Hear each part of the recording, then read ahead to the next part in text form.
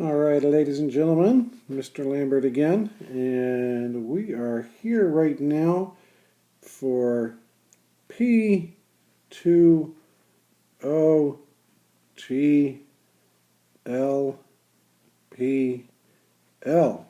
O2 Atlatapul, or part 2 of the Louisiana Purchase lesson. Isn't that wonderful? So, let's go on to the next slide. And here, once again, I got to sketch it out very quickly. It is spaghetti map time. They keep getting sloppier as I go a little bit faster. But you will recall right now, what's going to be most critical, of course, is the mountains right here. And we can draw this in and it looks very simple, looks very nice, all that good stuff.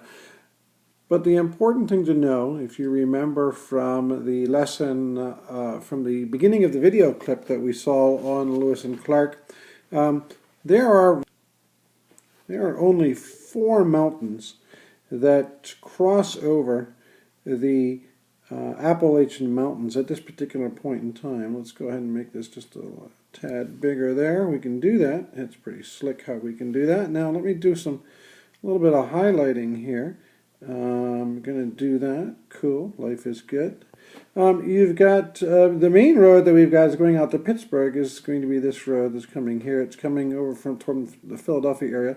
There also are some connections down here towards Baltimore. So you got a couple of roads going that way.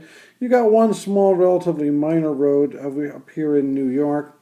And then you've got some major roads that come down here through the Cumberland Gap area and start to extend westward. But really, to get to the west during this time period, you can see it's incredibly difficult. So if you are living out in this area out here along the Ohio River, something like that, again near Pittsburgh or further downstream, the ability to get to markets in the east here, to get to cities that you might want to get to, places along the lines like New York, or to get to Philadelphia or to Boston up here, something like that, major cities of the time period, even Norfolk, incredibly difficult to do.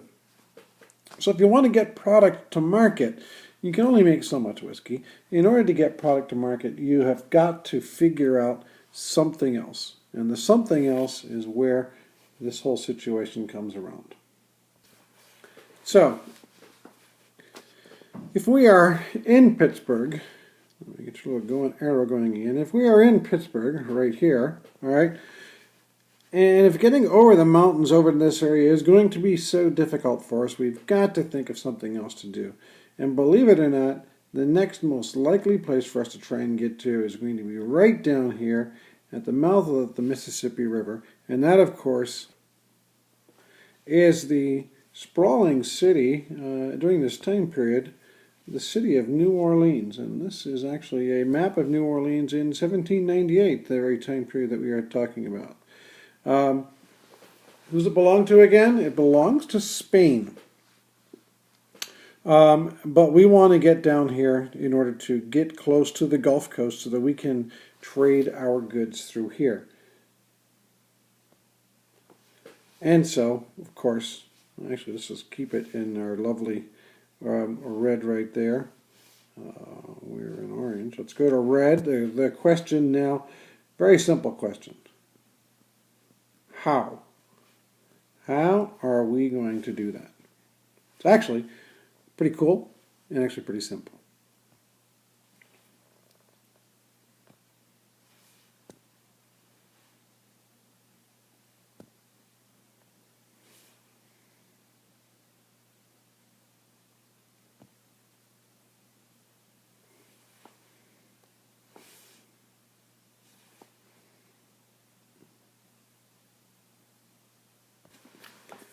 Recorder was running, I didn't know it. And this is how we're going to do it. This lovely contraption here is something that is known as a flatboat. Spelled just like it sounds. It's called a flatboat because it's a big flat boat. Interesting thing, this particular one, they came in many shapes, many different sizes. Sometimes the farmers built themselves.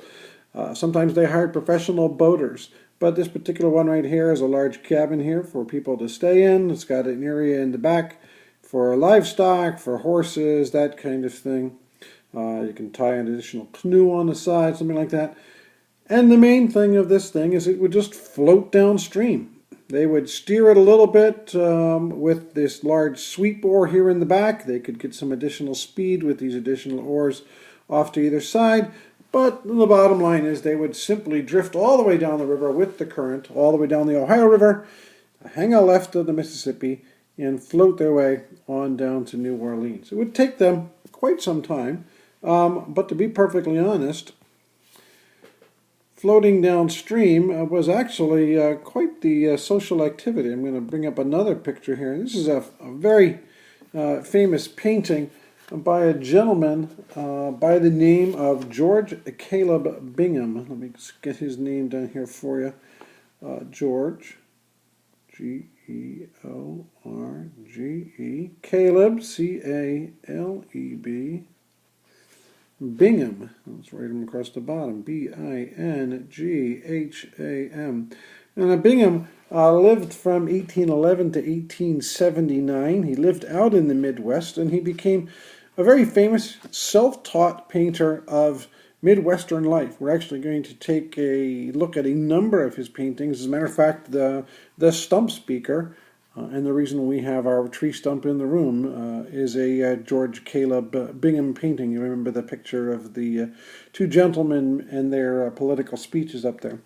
This particular painting is called The Jolly Boatman. It was painted in the late 1840s, I believe.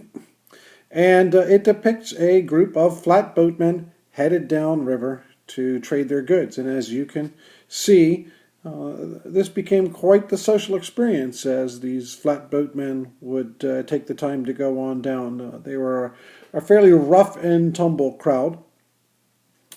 But they would sail their way on down. When they reached New Orleans, they would sell the cargo.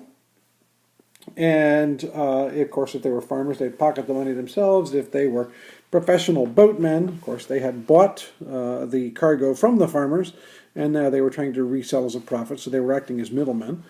The boat itself was only designed for a one-way trip. It doesn't have any power, can't get back up the river again, so many times the boats would be broken apart and sold for the lumber they contained, and then the people would walk their way back home along the Natchez Trace. We'll get that here on the map real quick.